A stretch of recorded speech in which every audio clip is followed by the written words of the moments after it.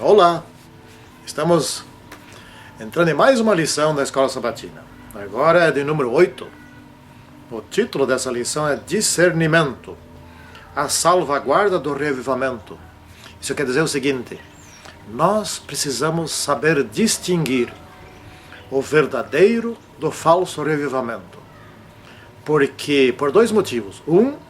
Porque nós mesmos podemos nos perder se não soubermos fazer essa distinção, né? Segundo, devemos orientar os outros quanto a essa diferença. Existe o falso revivamento. Existe, né? Santíssimo, bom Deus que estás nos céus, graças te damos, porque Tu estás nos orientando por meio dessas lições sobre o revivamento e a reforma. Algo que já começou na Tua igreja, porém no mundo, onde há falsidade, há muito tempo já começou. Mas o Teu tempo não é o tempo do mundo. E no momento certo, Tu estás agindo por meio do Teu povo. E nós queremos fazer parte deste povo, continuar neste povo, fazendo do modo correto, conforme a Tua vontade. Em nome do Senhor Jesus Cristo. Amém. Muito bom. Então vamos lá estudar sobre esse assunto. Eu de cara vou fazer aqui uma argumentação que eu acho muito poderosa para distinguir o falso do verdadeiro revivamento. Querem ver um critério, né, uma maneira de fazer essa distinção? Olha só, veja bem o seguinte.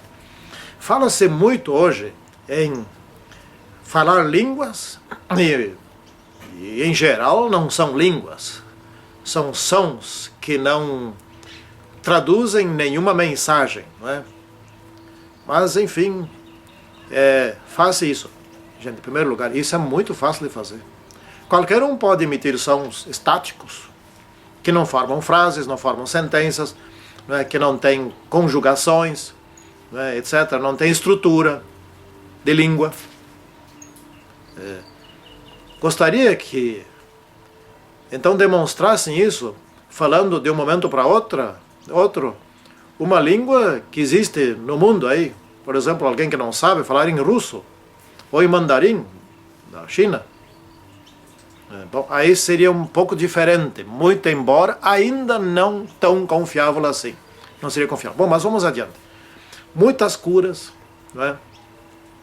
Muitas transformações não, muitas mudanças nas vidas das pessoas que estavam na miséria passam a enriquecer, não é? Há também outros sinais e maravilhas, uma quantidade delas, né? Todas elas muito bem filmadas, apresentadas na televisão e coisas desse tipo, tá certo? Bom, como se pode distinguir estas coisas de que são falsas e dizer que são falsas? É muito simples. Está em Isaías: a lei e ao testemunho, se não falarem desta maneira, nunca verão alvo, ou seja, isto é falso. Então, se ocorrem estas coisas, mas a Bíblia não está sendo seguida, os 10 mandamentos não estão sendo obedecidos e a Bíblia não está sendo seguida, isso é falso. Por mais que as curas sejam verdadeiras, mas não vêm de Deus. Preste bem atenção no raciocínio, que é o seguinte: Satanás é muito inteligente e muito capaz. Muito mais capaz que os seres humanos, não é? Muito mais. Por exemplo, no campo da medicina, ele é muito mais capaz que toda a ciência da medicina desse mundo já desenvolvida aqui. Óbvio que ele é. No campo da engenharia também, não é? Em todos os campos do conhecimento, ele tem conhecimento. Então ele pode fazer coisas que nós não conseguimos explicar, que a gente tem que enquadrar como milagrosas, não é? Por exemplo, curar alguém de alguma doença, ele tem sabedoria, conhecimento para fazer isso. Talvez não saiba curar tudo, né? Provavelmente. Mas muitas coisas ele pode curar. Ele pode saber onde mexer, aonde alterar, etc. Como alterar. Né? Muito bem. Então, qual é o outro critério poderoso pelo qual nós podemos distinguir se aqueles que estão fazendo esses sinais, essas maravilhas, são do verdadeiro reavivamento ou do falso reavivamento? Se são de Deus ou se origina em outra origem, né? Outra fonte. No caso, Satanás só tem duas. Muito simples. Satanás pode fazer todo tipo de sinais e maravilhas, como fez lá no Egito, nos primeiros sinais que Moisés fez ali. Satanás imitou, não é? Mas o que ele não pode fazer, e nem tem interesse em fazer, é transformar a vida de uma pessoa para obedecer os mandamentos de Deus. Certo? Isso ele nunca fará. E esse é o critério. Mas esse não é o critério de Isaías? Lógico. O critério de Isaías, a lei e o testemunho, é o critério mais poderoso que existe. Não é? Ou seja, Satanás jamais vai transformar a vida de alguma pessoa. Não tem interesse. E também não tem capacidade, porque essa é uma ação de Criador.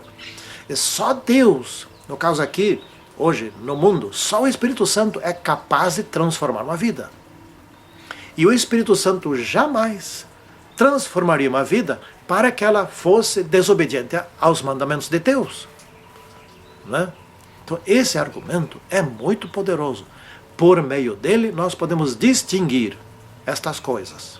Né? E nesta semana nós estamos estudando, através disso, discernimento. Né? A salvaguarda do reavivamento. Por que salvaguarda? Bom, você precisa saber se o reavivamento que você está experimentando é verdadeiro ou se é falso. Precisa cuidar disso. Vá que seja falso. Bom, qual é o futuro? Simples. Está perdido. Vai para o inferno. Isso é óbvio. Né? Jesus vai dizer, nunca vos conheci, apartai-vos de mim. Né? É assim que funciona.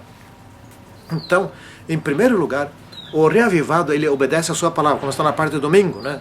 O reavivamento acontece quando o Espírito Santo imprime os princípios de Deus, os mandamentos de Deus, a vontade de Deus nos nossos corações, né? Para que nós possamos obedecer. Quanto mais reavivado, mais obediente. Esse é um ponto importantíssimo. O reavivamento, ele não está aí chegando para fazer sinais e maravilhas, não é esse o foco do reavivamento. Isso são as consequências. O revivamento vem para transformar a minha vida e a tua vida. É para isso, para salvar a minha vida, salvar a tua vida. Não é? Para trabalhar pela salvação dos outros. É para isso que vem o revivamento. E se forem necessários praticar sinais e maravilhas, é em função de estar reavivado, em função de um objetivo prático, para que alguém seja transformado, etc. Mas não, os sinais e maravilhas não são para mostrar que isto é falso ou não. Porque sinais e maravilhas Satanás também faz. Não é? Então a distinção de uma verdadeira igreja de uma falsa não está em sinais e maravilhas, e sim se obedece ou não obedece a Deus. Isto me parece extremamente lógico e irrefutável. Imagina se Deus vai revivar alguma pessoa para ela não obedecer os princípios bíblicos. Não, só o que faltava. Não é? É só o que faltava. Deus fazer com que a pessoa tenha poderes especiais para sinais e maravilhas, para curas, etc., coisas desse tipo, e não obedecer à vontade dele mesmo. Convenhamos, me perdoem a expressão que eu vou usar, mas Deus não é tão bobo assim. Ele é infinitamente inteligente, não cometeria esse tipo de erro. Esse tipo de erro cometemos nós, quando achamos que por meio de línguas estáticas, isto comprova que é o poder do Espírito Santo. Aí sim. Mas convenhamos, Deus cometer esse tipo de erro? Espera aí. Né? Isto até é blasfêmia. Pensar que Deus faria uma coisa dessas. sejamos práticos, inteligentes e sábios. Fundamentados, nossa sabedoria é fundamentada na Bíblia. Então, aqui vai seguindo. O amor de Deus e a sua lei. Né? Conhecer a Deus leva a obedecê-lo, obedecer os 10 mandamentos. Ali está a essência da vontade de Deus. Né? Amar a Deus leva a amar os outros. Né? Ou seja, tudo na verdade gira em torno do amor. E o amor de Deus, em sua essência, está nos 10 mandamentos. Isso está no livro de João e também nas epístolas de João. Né? Amar quem me ama, guarda os meus mandamentos. Né? Está escrito por meio do apóstolo João, o apóstolo que Deus amou, que Jesus amou, assim como amou Daniel, os dois que são falados. Deus, o Daniel, segundo o coração de Deus, né? Deus amava Daniel, amava os outros também, ele declarou isso.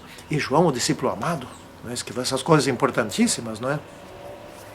Então, revivamento não é um êxtase religioso, não é barulho, não é tambores como está conseguindo entrar nessa igreja. Já entrou. Agora parece que está havendo um movimento aí de retorno aos marcos antigos. Nós não precisamos de barulho nem de êxtase, nós precisamos do poder do Espírito Santo. E isto se chama revivamento, para que venha esse poder e que não haja contradições. Jamais Deus se contradiria, se complicaria fazendo uma coisa e, na verdade, sendo outra. Não é? Bom, formalismo. Aqui na parte de terça-feira, o Mark Finley fala em formalismo e fanatismo. Nós vamos falar algumas coisas mais. Isso é muito importante também. Bom, equilíbrio. O revivamento verdadeiro leva ao equilíbrio. Né? Equilíbrio é o quê? Dar importância às coisas na proporção de cada coisa. Né? Equilíbrio. Por exemplo, se alguma prática de algum membro na igreja não é correta, mas aquela prática também não é tão importante, não vamos fazer disso um escândalo, vamos conversar com calma, etc. Tal, dar tempo ao tempo e assim por diante. Agora, se aquilo que determinado membro faz cria um escândalo, ou seja, deturpa a imagem da igreja, de Deus, etc., é alguma coisa radical, bom, aí nós temos que agir mais rapidamente, com mais profundidade, mais vigor, não é? Isto é equilíbrio, não é? Então, o que é o formalismo? O formalismo é substituir a essência das coisas, ou seja, a rotina, por exemplo, todos os cultos têm sua rotina, né? Seu procedimento, o que fazer antes, o que fazer depois, né? Etc. De repente, alguns começam a dar mais importância a isso do que a mensagem da pregação. Aliás, eu já venho até reclamando um pouquinho com relação às pregações, né? Eu tenho pregado bastante. Então vão se criando cada vez mais coisinhas para introduzir na programação. De onde sai o tempo para introduzir essas coisinhas? Do sermão. Então o sermão está ficando cada vez mais curto, a mensagem cada vez mais curta, cada vez menos mensagem. E aí entram várias coisas, eu não vou dizer quais coisinhas, né? Mas tudo parece importante. E as horas são as mesmas e o tempo do sermão vai encurtando. Então eu já venho brincando dizendo o seguinte: vamos fazer primeiro o sermão, né? Depois todas as outras coisas. Né? E quem quer ficar assistindo outras coisas, fica. Quem já quer ir para casa, vai. Né? Né? Ou seja, formalismo. Tem que ter um ritual, etc. De repente o ritual se torna mais importante do que a própria essência, do que a própria mensagem. Foi o que aconteceu lá no tempo de Israel, né? Formalismo. Ou burocracia, né? Que dá para chamar também, né? Ou metodologia, né? Ou várias outras maneiras, várias outras formas tem isso. Né? Enfim, o ritual. Fanatismo. O que é o fanatismo? Né? São os extremos. Né? Tornar extremamente importante aquilo que na realidade é secundário. Né? Então, de repente, surge a ideia lá, bom, tá, mas todo mundo tem que fazer oração de joelho sempre. Tá, agora, se não faz oração de joelho, sai da igreja. E começa a fazer um auê em cima do secundário. Né? Isso é fanatismo. Né? E geralmente o fanático, sabe o que acontece? O fanático, geralmente, ele comete erros graves em outros pontos. Mas nesse ponto, ele é absolutamente zeloso. Mas em outros pontos, ele passa por cima. Né? Mas temos outras coisas, que por exemplo temos também o liberalismo. Né? O liberalismo está entrando muito em nossa igreja. Presta atenção, cuidado. Se você é pai, mãe, tem filhos, muito cuidado. liberalismo, quer dizer, tudo pode. Não, não é tão grave assim, não. Ir num cinema? Não. Pintar o cabelo? Não, isso também não é tão grave assim, não é? E muitas vezes o liberalismo ele é condescendente com pequenas coisas, não é? Vai deixando, as pequenas coisas vão aumentando, lá pelas tantas, a pessoa está mais fora que dentro da igreja, mas ela vem lá, bate o seu ponto, lá, etc. Não é? Isso é o liberalismo. O liberalismo toma conta no mundo, não é só a nossa igreja, em tudo que é lugar, não é? Quer dizer, não é grave, então deixa, vai deixando e vai deixando. Eu me sinto bem assim, então está ótimo, né? Isso é o liberalismo. E tem também o relativismo. O relativismo, bom, não é, o relativismo é essa coisa assim, tudo é relativo. Inclusive a Bíblia, né? A Bíblia dá para interpretar de um jeito, dá para interpretar de outro jeito, etc. E tudo é mais ou menos correto, né? Então, não sejamos assim muito fundamentalistas, sejamos relativos, né? Pode ser assim, pode ser de outro jeito, ou do outro, conforme entender melhor. Opa. Não é assim também. Então temos que ter cuidado, né? Porque de Deus não se zomba, não se faz os meus critérios, são os critérios de Deus. Temos que saber qual é a vontade dele, não é a minha vontade, não é a minha conveniência, né? Então como é que eu vou me reavivar se eu quero fazer do meu jeito, né? Se eu sou fanático, se eu sou liberal, se eu sou relativo, né? Essas coisas assim, né? Ou se eu sou muito fundamentalista demais, né? Ou formal, né? Não, equilíbrio. A palavra certa aqui é equilíbrio. Então, na parte de quarta-feira, que nós já estávamos estudando, nós já falamos, né? O ministério e milagres, né? Milagre Satanás faz. Quer dizer, fazer milagre não quer dizer este é o verdadeiro avivamento. Já falamos sobre isso, né? Mas, como consequência do avivamento, vem os frutos, os bons frutos, os frutos do Espírito, né? Os dons, né? Existem, cada um tem pelo menos um dom. E olha, cuidado, seguinte, se você só tem um dom, é muito provável que esse dom seja muito forte, né? Que você saia muito bem dele. Se você tiver 5 dons, é provável que os 5 não sejam tão fortes assim.